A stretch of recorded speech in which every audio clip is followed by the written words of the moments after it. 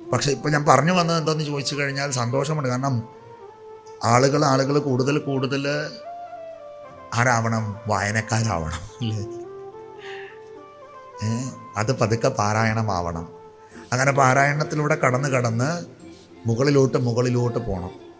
പിന്നീട് ഒരിക്കൽ ഇങ്ങനെ വന്നപ്പോൾ ഇടയ്ക്കിങ്ങനെ, അതുകൊണ്ടാണ് ഞാൻ പ്രസന്നാമ്മയെ വിളിച്ചപ്പോൾ ഞാൻ പറഞ്ഞത്, പിന്നീട് ഇത് വഴക്കുണ്ടാക്കരുത് ആരും. എന്താ കാരണം? ഭാഗവതം പാരായണം ചെയ്യുന്നവരും ചിന്തിക്കുന്നവരുടെയും ഇടയിൽ ഒരിക്കലും എന്ത് പാടില്ല? ഇത് പാടില്ല. അപ്പോൾ അങ്ങനെ ഒരു സങ്കല്പം ആ ഭാഗവതത്തിനുള്ളത്. ഏത്? ഇതിൻ്റെ അകത്ത് വഴക്കുണ്ടാക്കാനല്ല വന്നിരിക്കുക. ഇതിനകത്ത് എന്തിനാ വഴക്കൊണ്ടിരിക്കുക? സന്തോഷമായിട്ടിരിക്കുക. ഭഗവാൻ അനുഗ്രഹമാണ്. കാരണം ഇവിടെ ഇരുന്ന് വായിച്ചാലും അവിടെ ഇരുന്ന് വായിച്ചാലും മൈക്കിൽ കൂടെ വായിച്ചാലും ഇന്ത്യയിലും ഇതാര് കേൾക്കും? ഭഗവാൻ കേൾക്കും, യാതൊരു സംശയമില്ല കാര്യത്തിൽ. ഭഗവാൻ കേൾക്കും. ഭഗവാൻ ഇതിൽ ആത്യന്തികമായിട്ട് ഇത് ആരെ കേൾപ്പിക്കുക? ഭഗവാനെ തന്നെ കേൾപ്പിക്കല്ലേ. ഇപ്പോഴും ഗുരുനാഥൻ പറയും, നമ്മുടെ മുമ്പിൽ ഇരിക്കുന്ന സജ്ജനങ്ങൾ സാധാരണ മനുഷ്യരായിട്ട് അവരെ കാണരുത്. അവർ സാക്ഷാത് ഭഗവാനായിരിക്കുന്നത്. ആ ഭഗവാന്റെ മുമ്പിൽ ഇരുന്നാണ്. കാരണം ഒന്ന് ആലോചിച്ച് നോക്കിക്കേ, ഇപ്പം സജ്ജനങ്ങൾ നമ്മളിങ്ങനെ ഇരിക്കുമ്പോൾ നിങ്ങളെക്കുറിച്ച്, നിങ്ങൾക്ക് തന്നെ നല്ല അറിവുള്ള ഒരു കാര്യത്തെക്കുറിച്ച് ഞാൻ നിങ്ങളുടെ മുമ്പിൽ വന്നിരുന്നിട്ട് പറയുക, നിങ്ങൾ ഇങ്ങനെയല്ല, നിങ്ങൾ അങ്ങനെയാണ് എന്ന് പറഞ്ഞാൽ എന്ത് തോന്നും? ദേഷ്യം വരില്ലേ? അതേപോലെ തന്നെ ഭഗവത് സ്വരൂപികളാണ് എല്ലാ സജ്ജനവും. അങ്ങനെയുള്ള ഈ സജ്ജനങ്ങൾ ഇങ്ങനെ മുമ്പിലിരിക്കുമ്പോൾ, അവരുടെ മുമ്പിലിരിക്കുമ്പോൾ ഇരിക്കുന്ന ആചാര്യൻ്റെ തന്നെ ഉള്ളിലൊരു തോന്നലുണ്ടാവണം, ഞാനൊന്നുമല്ല, ഞാൻ ആരുമല്ല, ഞാൻ എന്തെങ്കിലുമൊക്കെ ആണെന്ന് പറഞ്ഞ് തോന്നുമ്പോൾ എന്ത് പറ്റും?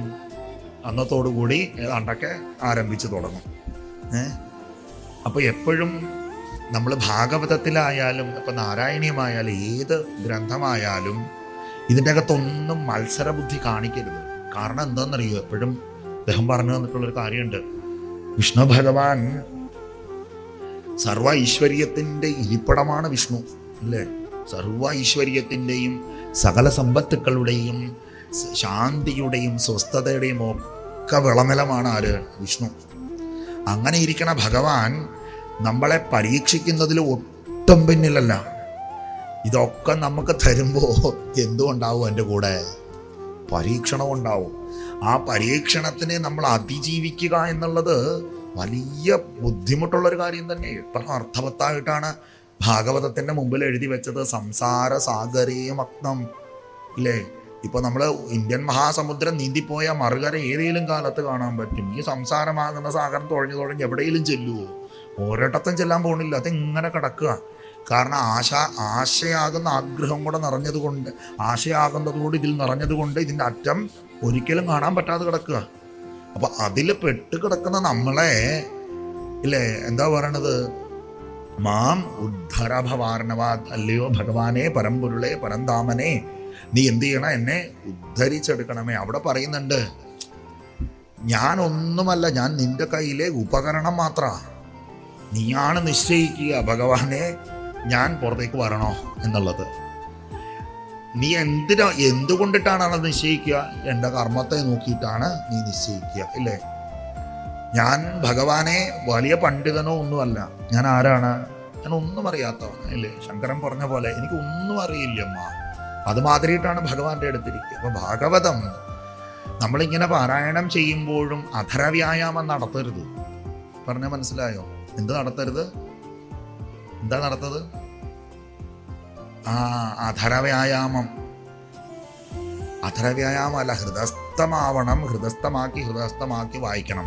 ഹൃദസ്ഥമാക്കി വായിക്കുമ്പോൾ മറ്റൊരാളോട് ദേഷ്യം തോന്നുമോ? അതിൽ എഴുതി വെച്ചിരിക്കുന്ന മുഴുവൻ എന്തുവാ? സർവത്ര ഗോവിന്ദനാന്ന. അതിൻ്റെ ഓരോ അധ്യായം തീരുമ്പോഴും ജപിക്കുന്നത് എന്തുവാ? സർവത്ര ഗോവിന്ദനാമ സങ്കീർത്തനം എന്നാ.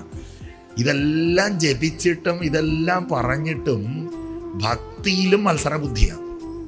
പൂന്താനം പരമഭക്ത ശിരോമണിയായ പൂന്താനം ചെന്ന് ചോദിച്ചു. ആ മഹാനുഭാവൻ അദ്ദേഹത്തിൻ്റെ ജീവിതത്തിൻ്റെ അവസ്ഥകളിലൂടെയൊക്കെ കടന്നുപോയി അദ്ദേഹത്തിൻ്റെ ഉള്ളിൽ ആഴമുട്ടാത്തതായിരിക്കുന്ന പ്രേമം കിടക്കുക. ആ പ്രേമത്തിൽ നിന്നിട്ടാണ് ആ പാപം പിടിച്ചവൻ ജപിച്ചു എന്ത്? മരപ്രഭോ എന്ന് ജപിച്ചത്. അതും നോക്കിയിരുന്ന് കുറ്റം പറഞ്ഞിട്ട് എന്ത് ചെയ്തു? തിരുത്താൻ ചെന്നു. അപ്പം ഭഗവാൻ എന്താ പറഞ്ഞേ? ആ ഒന്ന് ആലോചിച്ച് നോക്കിക്കേ, കള്ളാന്ന് വിളിപ്പേരുള്ളവനെ മരമേന്ന് വിളിച്ചാൽ കുഴപ്പമുണ്ടോ? അപ്പൊ ഒരു കാര്യം മനസ്സിലാക്കേണ്ടത് എന്താണെന്നറിയാവോ? ഭഗവാനെ എങ്ങനെ വേണം എന്നുള്ളത് ആര് നിശ്ചയിക്കണം?